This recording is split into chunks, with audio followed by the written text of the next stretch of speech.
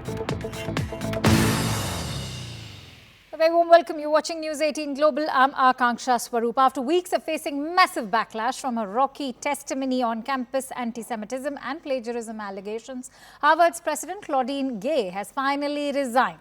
Gay faced criticism over her comments about anti-Semitism on campus, after which she faced mounting pressure to step down. Harvard is one of the several leading universities in the United States accused of failing to counter campus anti-Semitism. Also because Jewish students across the US have reported raging anti-Semitism in campuses since the outbreak of the Israel-Hamas war in October. Gay's trouble began during a tense congressional hearing last month.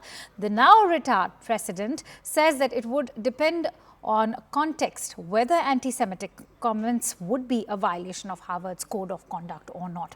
Gay's departure is now also being celebrated as a high-profile victory by conservatives. Representative Elise Stefanik of New York, who aggressively questioned Gay during the hearing, has now claimed credit for this exit. Even Republican presidential candidate Vivek Ramaswamy has stepped in, cheering Claudine Gay's resignation. Stefanik, who is the House Republican Conference chair, took a victory lap on Tuesday afternoon after Dr. Gay announced her resignation as the president of Harvard University. The 53-year-old has made history when she became the first black person and the second woman to lead an Ivy League university. However, her glory was short-lived with just 6 months, the shortest presidency tenure in Harvard's 388-year-old history. I bring you a report. Harvard President Claudine Gay on Tuesday said she would resign from her position, ending a 6-month tenure marred by allegations of plagiarism and backlash over her congressional testimony about anti-Semitism on campus on December 5th. And Dr. Gay, at Harvard, does calling for the genocide of Jews violate Harvard's rules of bullying and harassment, yes or no? It can be, depending on the context. At the testimony, Gay and other university presidents were criticized for failing to definitively say that calls for the genocide of Jews constituted bullying and harassment on campus. Gay, the first black president in Harvard's 388-year history, had come under pressure to resign from Harvard's Jewish community and some members of Congress over her comments, while also facing several allegations of plagiarism for her academic work in recent months. In a letter to the Harvard community, Gay said her decision to step down had been difficult beyond words, adding, quote, "After consultation with members of the Harvard Corporation, it has become clear that it is in the best interest of Harvard for me to resign so that our community can navigate this moment of extraordinary challenge with a focus on the institution rather than any individual." The Harvard Corporation, the university's 11-member governing body, said in an email to the community that its members had accepted Gay's resignation with sorrow, and that the school's provost and chief academic officer, Alan Garber, would take over as interim president. Now, remember, a host of leading Republicans have also reacted to this resignation, and that also includes Stefanik, Vivek Ramaswamy, and even the US House Speaker. To begin with, this is what Elise Stefanik has to say. She's, of course, taking credit because, remember, she was the one posing the questions during that congressional hearing, which sort of scanned these various university presidents. Stefanik says that I will always deliver results. The resignation of Harvard's anti-Semitic plagiarist president is long overdue. Claudine Gay's morally bankrupt answers to my questions made history as the most viewed congressional testimony in the history of the US Congress. Now, this is extremely crucial, remember, because we are in 2024, a very crucial year for US presidency. Her answers were absolutely pathetic and devoid of the moral leadership and academic integrity required of the president of Harvard. This is just the beginning of what will be the greatest scandal of any college or university in history. A robust congressional investigation will continue to move forward to expose the rot in our most prestigious higher education. At the same time, she's also gone on and taken to Twitter to say that neither the resignation from Claudine Gay nor the statement from the Harvard Corporation included any apology for the moral bankrupt testimony. Neither statement included any mention of the failure to protect Jewish students. Well, that's Elise Stefanik, of course, on behalf of all the Republicans drawing support in terms of how the Republicans are drumming up this entire issue. At the same time, let's also focus on Vivek Ramaswamy. He's gone on to, in fact, this entire tweet from Ramaswamy goes on to focus how Harvard actually bore the brunt, because this has become a part and parcel of US universities where intellectuals are not prioritized. And in fact, it is the bureaucracy in these universities, because he's in fact gone on to say, and let me quote him, he says that Gay's rise to Harvard president was no doubt in part the result of affirmative action, but the more interesting dimension is how it reflects the rise of bureaucrats over intellectuals at top university. Over 2 decades, Gay published just 10 articles and 0 books. Harvard professor Roland Fryer published more in a single year than Gay did in her entire career. So perhaps Ramaswamy is trying to associate this anti-Semitism, or the lack of addressal towards anti-Semitism, because only she's not an intellectual. That's Ramaswamy's view of it. Let me also tell you what House Speaker Mike Johnson has to say. He's been pretty much to the point and direct, and this is what he's had to say, that the resignation of Claudine Gay is overdue. Anti-Semitism has no place on campus or anywhere in America. But again, this is what the Republican voices have been. Many have also gone on to accuse Democrats of supporting anti-Semitism. At the same time, I must also highlight that there have been very vocal Democrats who have supported Israel as well, and they have not really supported anti-Semitism, because remember, there's a very fine line between supporting Palestine and supporting anti-Semitism. Many are mistaking supporting Palestine as anti-Semitism. Let's now try and get in a sense of perspective. And for that, let me introduce my guest today. I'm joined in by Nicole Brenner-Schmitz, who's a Democrat strategist. Many thanks to you, Nicole, for joining in. Good to see you today. Let's begin by weighing in on Claudine Gay's resignation. How do you assess it? And do you think that after Liz McGill and Claudine Gay, should MIT President Sally Kornbluth be next? Well, let me just say that I don't agree with Elise Stefanik on a lot of things, but on this particular issue, I do. I do think that it was time for her to step down. You need to be able to do what is demanded and unequivocally say that anti-Semitism has no place on campus. But it's not just about the testimony. You know, there were steps taken at Harvard to quote unquote protect Jewish students, which included them not displaying their menorahs or other elements of their Judaism, which is unacceptable. The keeping students safe by having them keep a secret or deny who they are is not the solution. So there were a lot of problems with how the rise in anti-Semitism on Harvard's campus was being dealt with. And this, in my view, was an appropriate step for the institution to take. Even in the corporation's statement, where they assess the fact that, unfortunately, she is receiving some horrendous racist vitriol and threats thrown at her, and that needs to be unequivocally condemned. And I agree with that. That's what should have happened when it came to discussing the anti-Semitism on campus.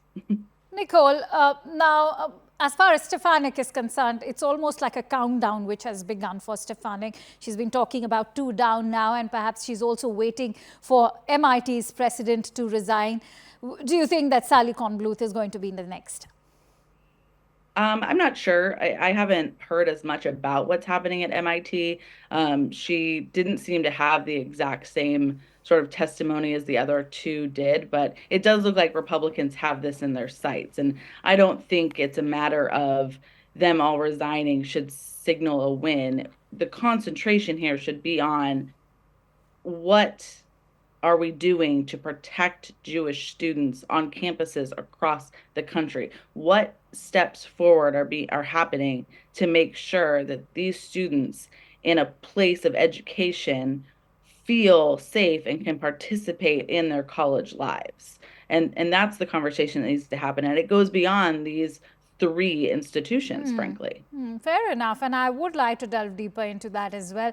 But Nicole, let's also focus on the political aspects of this. Elise Stefanik is being criticized for celebrating Gay's resignation, but she's also somebody who's backed Donald Trump in the past. How do you assess Stefanik's stance? I appreciate the Congresswoman's dedication to rooting out anti-Semitism and for calling out these practices that were happening on campus. But agreed, she needs to look hard at who is she supporting to lead her party and what kind of implications does that have? Because Donald Trump, who is running, frankly, on a platform now of revenge, who helped to cause the creation of January 6th, where the Capitol was attacked, who continues to talk about how he's going to use the DOJ and really is a threat to how American democracy will function, it cannot be supported in the same vein as you're calling this out. So I do think there is a level of hypocritical nature there. And that is a situation that many in the Republican Party have right now. Nicole, do you believe that Donald Trump is anti-Semitic? I think he is a narcissistic former president who will take down and do whatever it takes in his mind to win and be president again. His grandchildren are Jewish. He has certainly applauded leaders of other countries that are horrendous and authoritarians, and I believe that he would be one if he can, and that's where he's trying to lead American democracy. I think he is a danger to America, to our citizens, and to the world should he lead the United States again. You know why I ask you this question is because on one hand, we've had tropes which border on anti-Semitism. He's called Jews in America shrewd negotiators. He said, always addressed to them as Israel being their country, Netanyahu being their prime minister.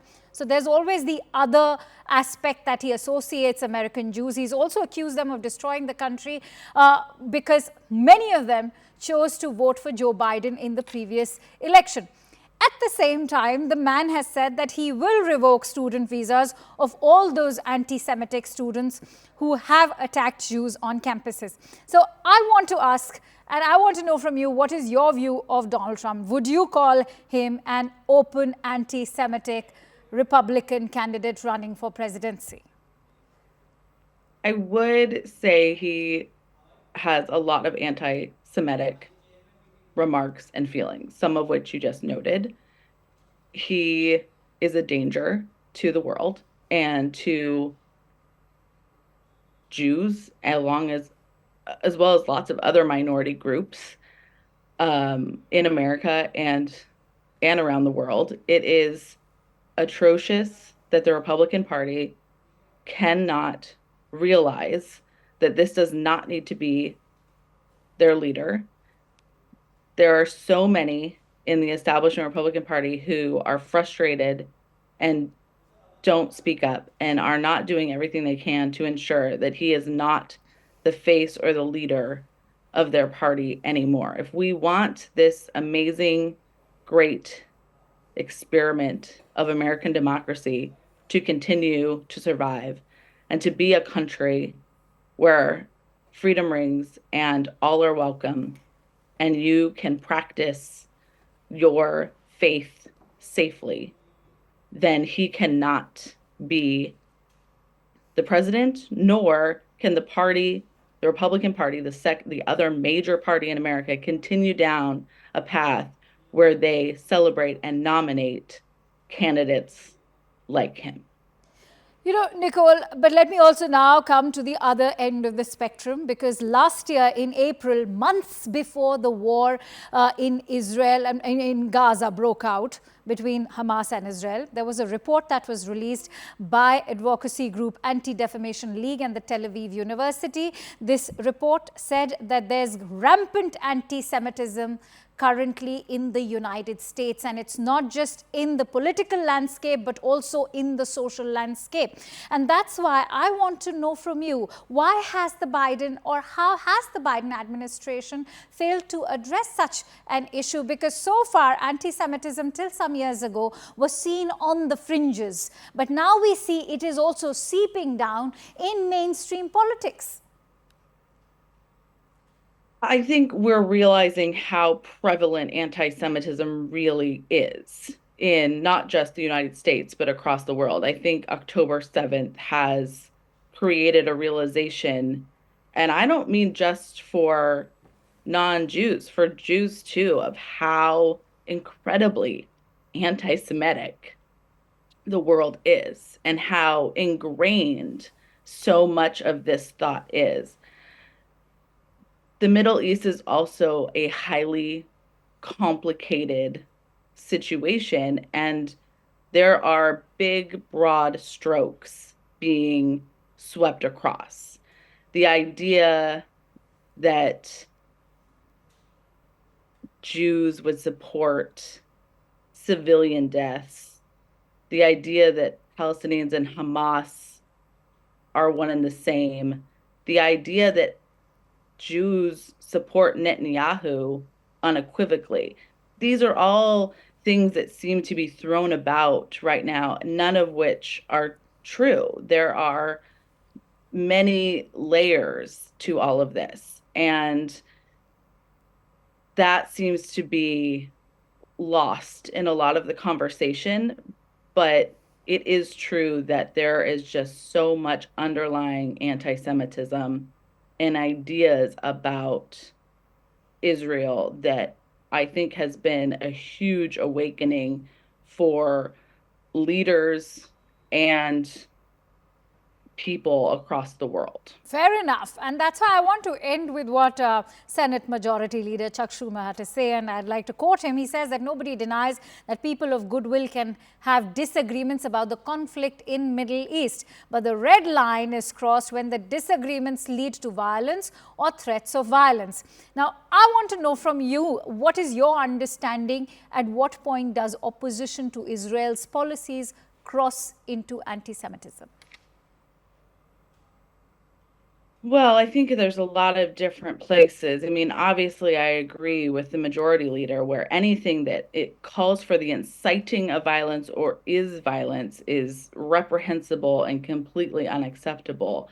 But for me, when people call Israel an apartheid or use that kind of language, that borders on being anti-Semitic, because it's a real lack of understanding about the situation that is currently the state of Israel and Gaza. So I think different people have a different line on that, but we have got to remember that the language we're using is so important, and it's so critical that from your discussions at your family table to the media's reporting on things, that we are very careful about how we talk about this. And, you know, I mean, we just need to remember there are still people being held hostage. And when we're discussing the path forward, getting those innocent lives home needs to be first and foremost. And I think a lot of that is not happening anymore and is becoming less and less what we see as the forefront being reported. And that's concerning to me. All right, we'll leave it at that. As they say, what's personal is political and what's political is personal. And perhaps that's what, in fact, embodies the situation in Gaza, because we are seeing the aftermath all over the world. Many thanks to you, Nicole Brenner-Schmitz, for joining in with your precious insights. Thank you so much. And that brings me to the end of this newscast. Thank you so much for watching News 18 Global.